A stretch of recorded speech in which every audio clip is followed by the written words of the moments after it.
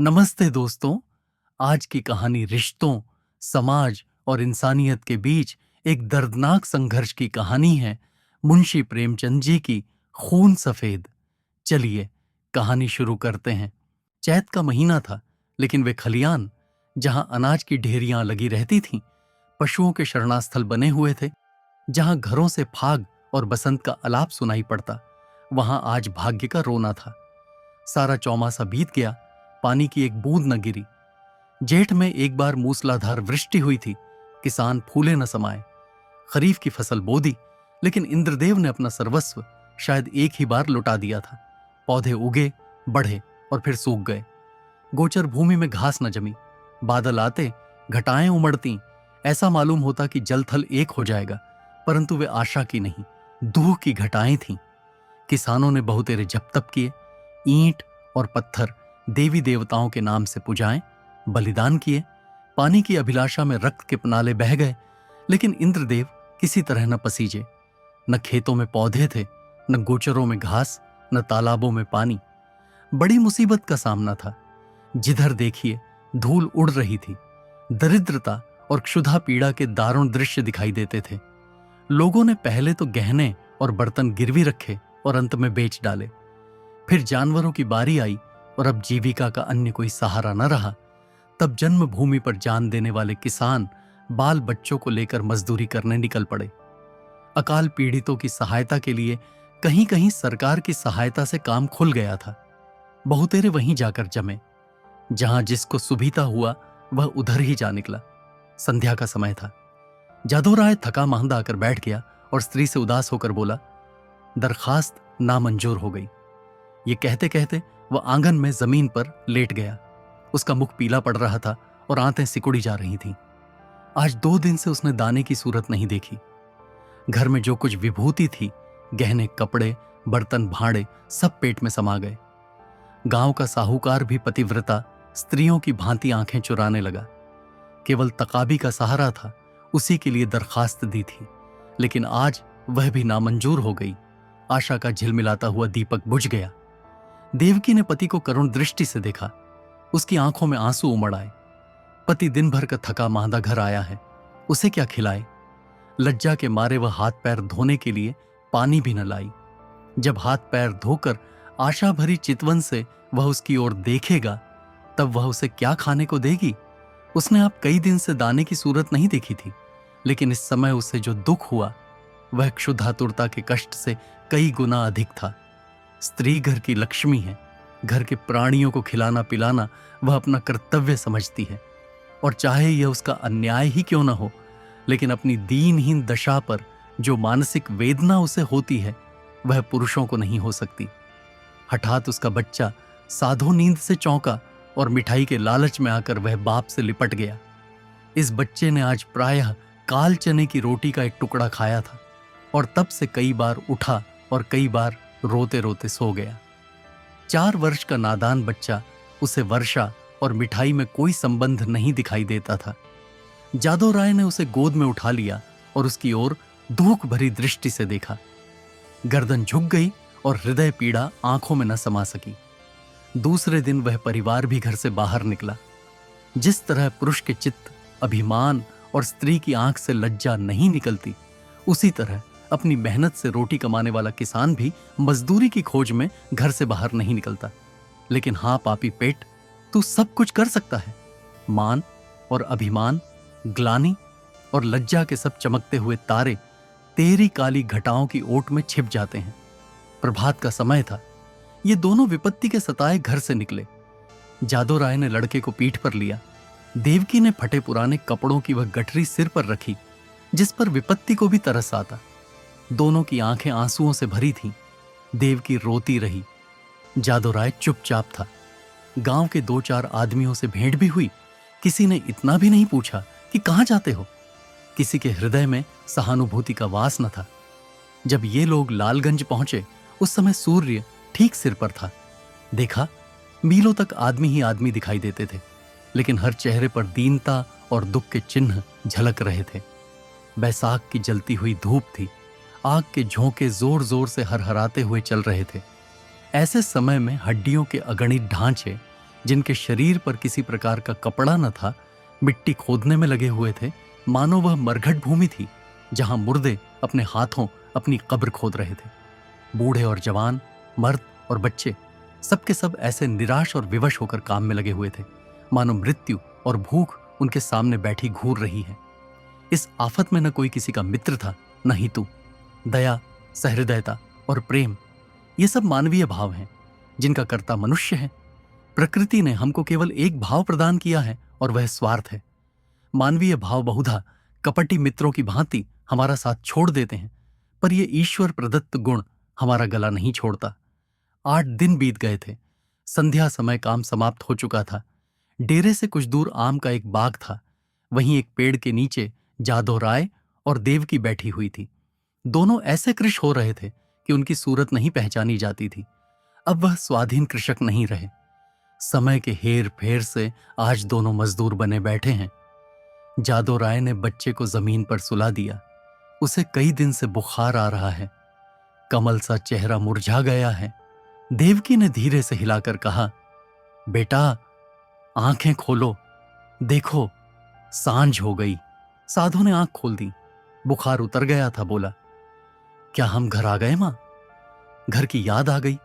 देवकी की आंखें डबडबा आईं। उसने कहा, नहीं बेटा, तुम अच्छे हो जाओगे तो घर चलेंगे। उठकर देखो कैसा अच्छा बाग है। साधु मां के हाथों के सहारे उठा और बोला, मां, मुझे बड़ी भूख लगी है, लेकिन तुम्हारे पास तो कुछ नहीं है। मुझे क्या खाने को दोगी? देवकी के हृदय में चोट लगी, पर धीरज धर के बोली, नहीं बेटा, तुम्हारे खाने को मेरे पास सब कुछ है। तुम्हारे दादा पानी लाते हैं तो नरम नरम रोटियां अभी बनाए देती हूं। साधु ने मां की गोद में सिर रख लिया और बोला, मां, मैं ना होता तो तुम्हें इतना दुख ना होता। यह कहकर वह फूट फूट कर रोने लगा। यह वही बेसमझ बच्चा है जो 2 सप्ताह पहले मिठाइयों के लिए दुनिया सिर पर उठा लेता था। दुख और चिंता ने कैसा अनर्थ कर दिया है। यह विपत्ति का फल है। कितना दुखपूर्ण, कितना करुणाजनक व्यापार है। इसी बीच में कई आदमी लालटेन लिए हुए वहां आए। फिर गाड़ियां आईं। उन पर डेरे और खेमे लदे हुए थे। दम के दम यहां खेमे गड़ गए। सारे बाग में चहल पहल नजर आने लगी। देव की रोटियां सेंक रही थी। साधु धीरे धीरे उठा और आश्चर्य से देखता हुआ एक डेरे के नजदीक जाकर खड़ा हो गया। पादरी मोहनदास खेमे से बाहर निकले तो साधु उन्हें खड़ा दिखाई दिया। उसकी सूरत पर उन्हें तरस आ गया।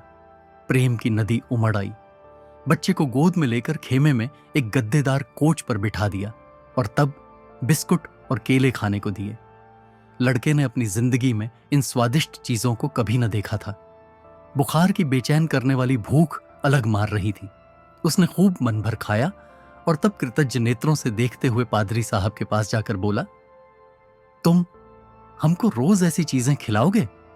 पादरी साहब इन भोलेपन पर मुस्कुरा के बोले, मेरे पास इससे भी अच्छी अच्छी चीजें हैं। इस पर साधु राय ने कहा, अब मैं रोज तुम्हारे पास आऊंगा। मां के पास ऐसी अच्छी चीजें कहां? वह मुझे रोज चने की रोटियां खिलाती है। उधर देवकी ने रोटियां बनाई और साधु को पुकारने लगी। साधु ने मां के पास जाकर कहा, मुझे साहब ने अच्छी अच्छी चीजें खाने को दी हैं। साहब बड़े अच्छे हैं। देवकी ने कहा, मैंने तुम्हारे लिए नरम नरम रोटियां बनाई हैं, आओ तुम्हें खिलाऊं। साधु बोला, अब मैं न खाऊंगा। साहब कहते थे कि मैं तुम्हें रोज अच्छी अच्छी चीजें खिलाऊंगा। मैं अब उनके साथ रहा करूंगा। मां ने समझा कि लड़का हंसी कर रहा है। उसे छाती से लगाकर बोली, क्यों बेटा, हमको भूल जाओगे? देखो मैं तुम्हें कितना प्यार करती हूं। साधु तुतला कर बोला, तुम तो मुझे रोज चने की रोटियां दिया करती हो, तुम्हारे पास तो कुछ नहीं है। साहब मुझे केले और आम खिलाएंगे। यह कहकर वह फिर खेमे की ओर भागा और रात को वहीं सो रहा। पादरी मोहनदास का पड़ाव वहां 3 दिन रहा। साधु दिन भर उन्हीं के पास रहता। साहब ने उसे मीठी दवाइयां दी। उसका बुखार जाता रहा। वह भोले भाले किसान यह देखकर साहब को आशीर्वाद देने लगे। लड़का चंगा हो गया और आराम से है। साहब को परमात्मा सुखी रखे। उन्होंने बच्चे की जान रख ली। चौथे दिन रात को ही वहां से पादरी साहब ने कूच किया। सुबह को जब देवकी उठी तो साधु का यहां पता न था। उसने समझा कहीं टपके ढूंढने गया होगा। किंतु थोड़ी देर देखकर उसने जादू राय से कहा, लल्लू यहां नहीं है। उसने भी यही कहा, कहीं टपके ढूंढता होगा। लेकिन जब सूरज निकल आया और काम पर चलने का वक्त हुआ, तब जादू राय को कुछ संशय हुआ। उसने कहा, तुम यहीं बैठी रहना, मैं अभी उसे लिए आता हूं। जादू ने आसपास के सब बागों को छान डाला और अंत में जब 10 बज गए तो निराश लौट आया। साधु न मिला। यह देखकर देवकी ढाढ़े मारकर रोने लगी। फिर दोनों अपने लाल की तलाश में निकले। अनेक विचार चित्त में आने जाने लगे। देवकी को पूरा विश्वास था कि उस साहब ने उस पर कोई मंत्र डालकर वश में कर लिया, लेकिन जादू को इस कल्पना के मान लेने में कुछ संदेह था। बच्चा इतनी दूर अनजान रास्ते पर अकेले नहीं जा सकता। फिर भी दोनों गाड़ी के पहियों और घोड़े के टापों के निशान देखते चले जाते थे, यहां तक कि एक सड़क पर आ पहुंचे। वहां गाड़ी के बहुत से निशान थे। उस विशेष लीक की पहचान न हो सकती थी। घोड़े के टाप भी एक झाड़ी की तरफ जाकर गायब हो गए। आशा का सहारा टूट गया। दोपहर हो गई थी। दोनों धूप के मारे बेचैन और निराशा से पागल हो रहे थे। वहीं एक वृक्ष की छाया में बैठ गए। देवकी विलाप करने लगी। जादू राय ने उसे समझाना शुरू किया।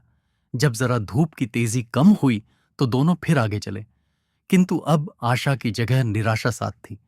घोड़े के टापों के साथ उम्मीद का धुंधला निशान गायब हो गया था। शाम हो गई।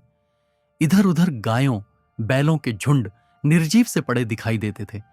ये दोनों दुखिया हिम्मत हारकर एक पेड़ के नीचे टिक रहे। उसी वृक्ष पर मैंने का एक जोड़ा बसेरा लिए हुए था। उनका नन्हा सा शावक आज ही एक शिकारी के चंगुल में फंस गया था। दोनों दिन भर उसे खोजते फिरे। इस समय निराश होकर बैठ रहे। देवकी और जादू को अभी तक आशा की झलक दिखाई देती थी, इसीलिए वे बेचैन थे। 3 दिन तक ये दोनों अपने खोए हुए लाल की तलाश करते रहे। दाने से भेंट नहीं, प्यास से बेचैन होते 2-4 घूंट पानी गले के नीचे उतार लेते। आशा की जगह निराशा का सहारा था। दुख और करुणा के सिवाय और कोई वस्तु नहीं। किसी बच्चे के पैर के निशान देखते तो उनके दिलों में आशा तथा भय की लहरें उठने लगती थीं। लेकिन प्रत्येक पग उन्हें अभीष्ट स्थान से दूर लिए जाता था। इस घटना को हुए 14 वर्ष बीत गए। इन 14 वर्षों में सारी काया पलट गई। चारों ओर रामराज्य दिखाई देने लगा। इंद्रदेव ने कभी उस तरह अपनी निर्दयता न दिखाई और न जमीन नहीं। उमड़ी हुई नदियों की तरह अनाज से ढिकियां भरी चली। उजड़े हुए गांव बस गए। मजदूर किसान बन बैठे और किसान जायदाद का तलाश में दौड़ने लगे। वही चैत के दिन थे। खलियानों में अनाज के पहाड़ खड़े थे। भाट और भिखमंगे किसानों की बढ़ती के तराने गा रहे थे। सुनारों के दरवाजे पर सारे दिन और आधी रात तक गाहकों का जमघट लगा रहता था। दर्जी को सिर उठाने की फुर्सत न थी। इधर उधर दरवाजों पर घोड़े हिनहिना रहे थे। देवी के पुजारियों को अजीर्ण हो रहा था। जादू राय के दिन भी फिरे। घर पर छप्पर की जगह खपरैल हो गया है। दरवाजे पर अच्छे बैलों की जोड़ी बंधी हुई है। वह अब अपनी बहली पर सवार होकर बाजार जाया करता है। उसका बदन अब उतना सुडौल नहीं है। पेट पर इस सुदशा का विशेष प्रभाव पड़ा है और बाल भी सफेद हो चले हैं। देवकी की गिनती भी गांव की बूढ़ी औरतों में होने लगी है। व्यावहारिक बातों में उसकी बड़ी पूछ हुआ करती है। जब वह किसी पड़ोसिन के घर जाती है तो वहां की बहुएं भय के मारे थरथराने लगती हैं। उसके कटु वाक्य और तीव्र आलोचना की सारे गांव में ढाक बंधी हुई है। महीन कपड़े अब उसे अच्छे नहीं लगते, लेकिन गहनों के बारे में वह उतनी उदासीन नहीं है। उनके लिए जीवन का दूसरा भाग इससे कम उज्जवल नहीं है। उनकी 2 संतानें वो ने। लड़का माधो सिंह अब खेती-बाड़ी के काम में बाप की मदद करता है। लड़की का नाम शिव गौरी है। वह भी मां को चक्की पीसने में सहायता दिया करती है और खूब गाती है। बर्तन धोना उसे पसंद नहीं, लेकिन चौका लगाने में निपुण है। गुड़ियों के ब्याह करने से उसका जी कभी नहीं भरता। आए दिन गुड़ियों के विवाह होते रहते हैं। हाँ, इनमें किफायत का पूरा ध्यान रहता है। खोए हुए साधु की याद अब भी बाकी है। उसकी चर्चा नित्य हुआ करती है और कभी बिना रुलाए नहीं रहती। देवकी कभी कभी सारे दिन उस लाडले बेटे की सुध में अधीर रहा करती है। सांझ हो गई थी।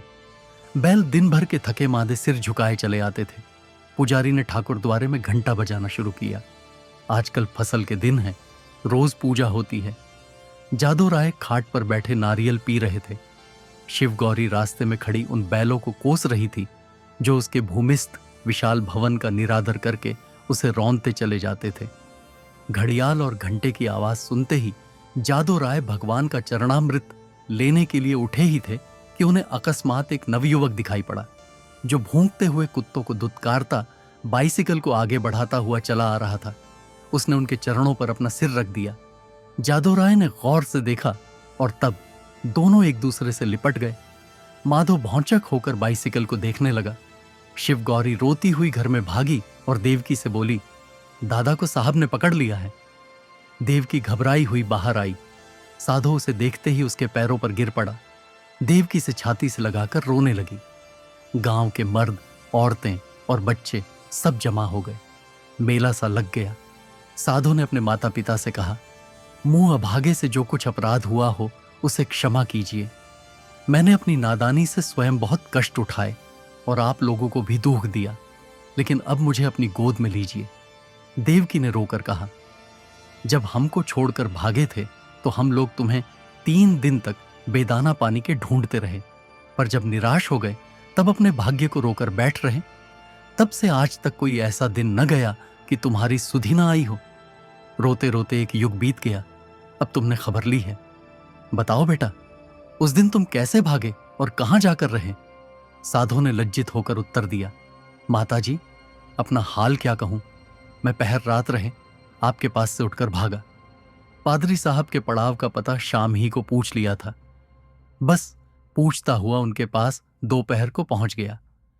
साहब ने मुझे पहले समझाया कि अपने घर लौट जाओ, लेकिन जब मैं किसी तरह राजी न हुआ तो उन्होंने मुझे पूना भेज दिया।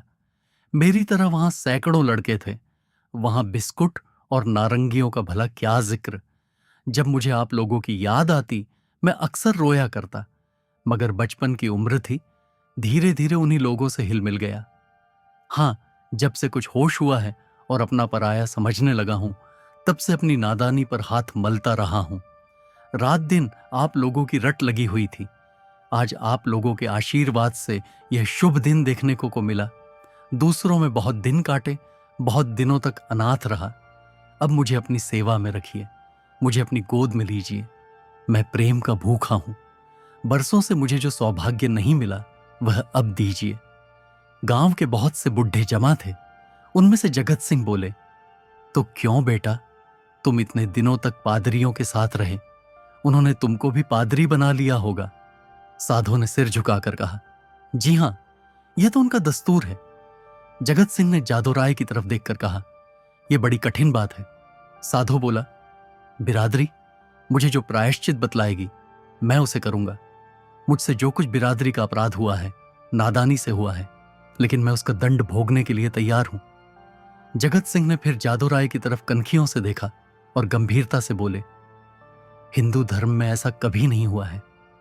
यूं तुम्हारे माँ बाप तुम्हें अपने घर में रख लें, तुम उनके लड़के हो, मगर बिरादरी कभी इस काम में शरीक ना होगी। बोलो जादू राय, क्या कहते हो? कुछ तुम्हारे मन की भी तो सुन लें। जादू राय बड़ी दुविधा में था। एक ओर तो अपने प्यारे बेटे की प्रीति थी, दूसरी ओर बिरादरी का भय मारे डालता था।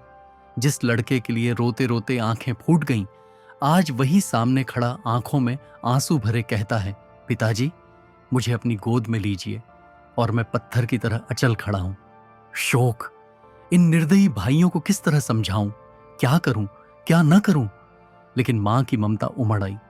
देवकी से न रहा गया। उसने अधीर होकर कहा, मैं अपने घर में रखूंगी और कलेजे से लगाऊंगी। इतने दिनों के बाद मैंने उसे पाया है, अब उसे नहीं छोड़ सकती। जगत सिंह रुष्ट होकर बोले, चाहे बिरादरी छूट ही क्यों ना जाए। देवकी ने भी गर्म होकर जवाब दिया, हां, चाहे बिरादरी छूट जाए। लड़के वालों ही के लिए आदमी बिरादरी की आड़ पकड़ता है। जब लड़का न रहा तो भला बिरादरी किस काम आएगी। इस पर कई ठाकुर लाल लाल आंखें निकालकर बोले, ठाकुराइन ठकुराइन बिरादरी की तो खूब मर्यादा करती हो। लड़का चाहे किसी रास्ते पर जाए, लेकिन बिरादरी चूं तक न करे। ऐसी बिरादरी कहीं होगी। हम साफ साफ कह देते हैं कि अगर यह लड़का तुम्हारे घर में रहा तो बिरादरी भी बता देगी कि वह क्या कर सकती है। जगत सिंह कभी कभी जादू राय से रुपए उधार लिया करते थे। मधुर स्वर से बोले, भाभी, बिरादरी यह थोड़े ही कहती है कि तुम लड़के को घर से निकाल दो। लड़का इतने दिनों के बाद घर आया है तो हमारे सिर आंखों पर रहे बस। जरा खाने पीने और छूत छात का बचाव बना रहना चाहिए। बोलो जादू भाई, अब बिरादरी को कहां तक दबाना चाहते हो? जादू राय ने साधु की तरफ करुणा भरे नेत्रों से देखकर कहा, बेटा, जहां तुमने हमारे साथ इतना सलूक किया है वहां जगत भाई की इतनी कहा और मान लो। साधु ने कुछ तीक्ष्ण शब्दों में कहा, क्या मान लूं? यह कि अपनों में गैर बनकर रहूं, अपमान सहूं, मिट्टी का घड़ा भी मेरे छूने से अशुद्ध हो जाए? ना, यह मेरा किया ना होगा। इतनी निर्लज्ज नहीं। जादू राय को पुत्र की यह कठोरता अप्रिय मालूम हुई। वे चाहते थे कि इस वक्त बिरादरी के लोग जमा हैं, उनके सामने किसी तरह समझौता हो जाए। फिर कौन देखता है कि हम उसे किस तरह रखते हैं। चिढ़कर बोले, इतनी बात तो तुम्हें माननी ही पड़ेगी। साधु राय इस रहस्य को न समझ सका। बाप की इस बात में उसे निष्ठुरता की झलक दिखाई पड़ी। बोला, मैं आपका लड़का हूं, आपके लड़के की तरह रहूंगा। आपके भक्ति और प्रेम की प्रेरणा मुझे यहां तक लाई है। मैं अपने घर में रहने आया हूं। अगर यह नहीं है तो इसके सिवा मेरे लिए इसके और कोई उपाय नहीं है कि जितनी जल्दी हो सके यहां से भाग जाऊं। जिनका खून सफेद है उनके बीच में रहना व्यर्थ है। देवकी ने रोकर कहा, लल्लू, मैं अब तुम्हें न जाने दूंगी।